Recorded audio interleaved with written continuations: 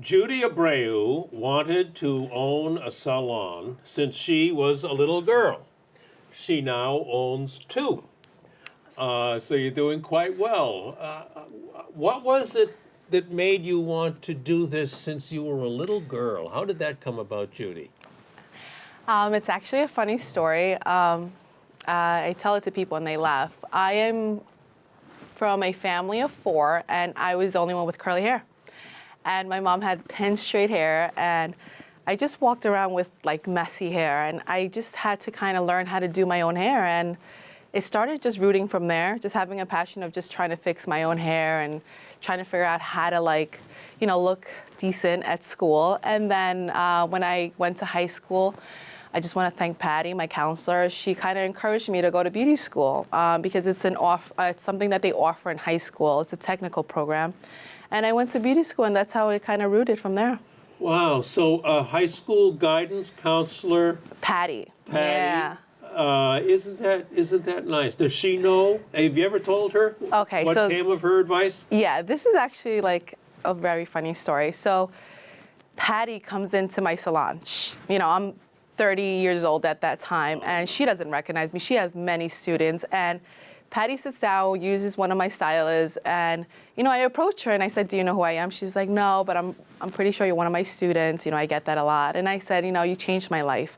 You're actually in a hair salon where you motivated me to go to technical school, and you told me to go to beauty school." She's like, "Oh my God, I'm having a flashback. I totally remember you now."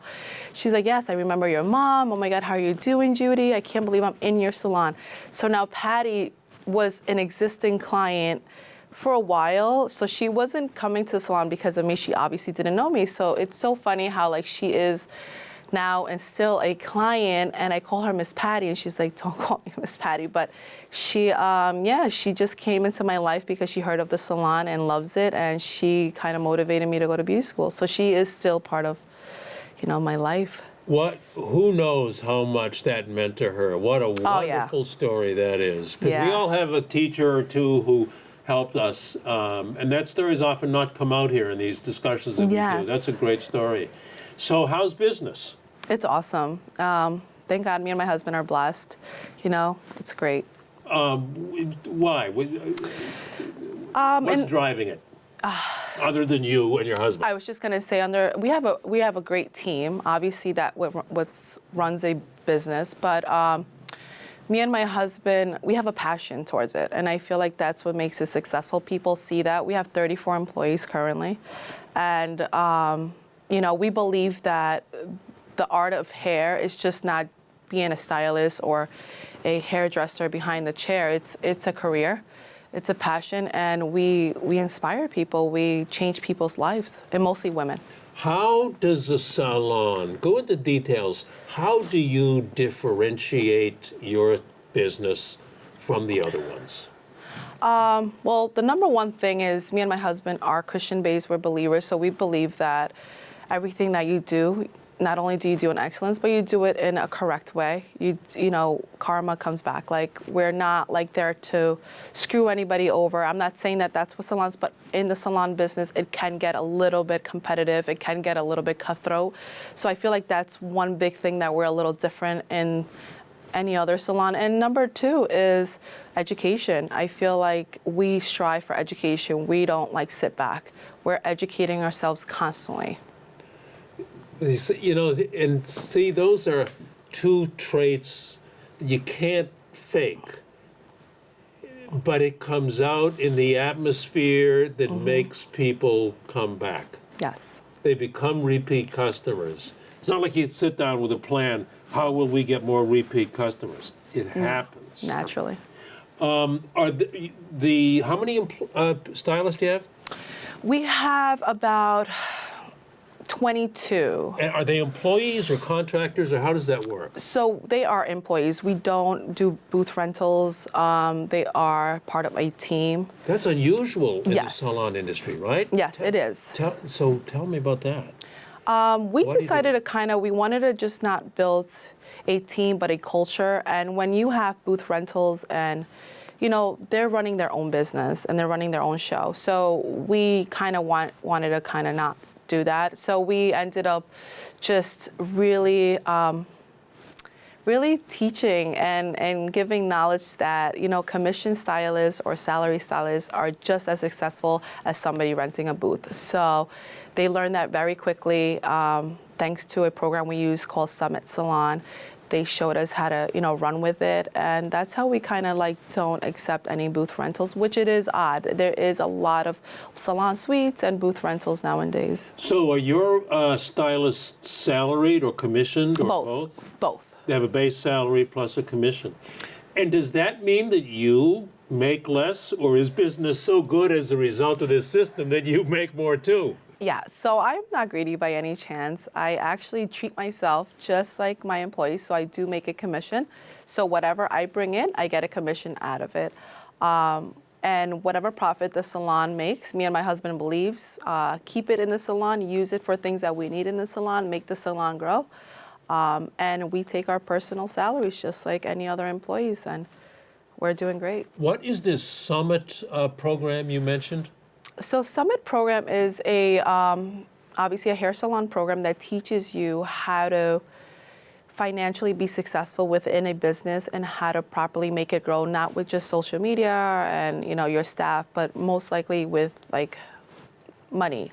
So they'll see your budget, they'll go in depth with your business, see what is your budget, where you guys can improve your retail, and they really teach us. We're actually going back in July. They're having it in Vegas, and I can't wait because they revamped it and they're gonna show us new ways. Where do you go from here with the salons? More TV shows, social media?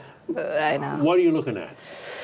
It's so funny you say that because I just feel like passion just drives you to different things in life. And at this time, I'm doing hair and I love what I'm doing. And me and my husband are gonna think of franchising. A lot of people talk to us on that every day, and they're like, "You got to franchise." So, it's something that we might have in the air, or we might think of doing is franchising the salon to other areas. What would the niche be? How would you define? What would you do with the franchise? The reason why we're thinking, we have a lot of employees that are just not looking just to be employees anymore. They want to be owners, and they know how to run the business, so they're willing to get the concept that we have going on. Because you've taught them so much. Yeah. So, and they want to be like you. And they see it. They see it for happening, and they're like, "Listen, I'm moving to Miami. Let's open one there. And I have another one. I live in the Hamptons. Let's open one there." And fear kicks in, obviously, and then you think, "Oh no," but it's something that might be along the lines. Positivity salons. Wow. Wow. What a nice story. Do you do much with social media? Yes, we're very big on social media. Yeah, what works for you in social media? So what's been working for us lately, obviously, is Instagram. That's really big. Yeah. Where before we were only getting clients from Long Island, Merrick, and now we're getting clients from Brooklyn, Queens, New York, Connecticut, and it's because just amazing. Because of Instagram, they're because coming of social to you. media, yes. Mm-hmm. Why do they say they want all that distance? Because they say, I want Instagram, and what? And they love the work, and they will, they will drive, they will come out.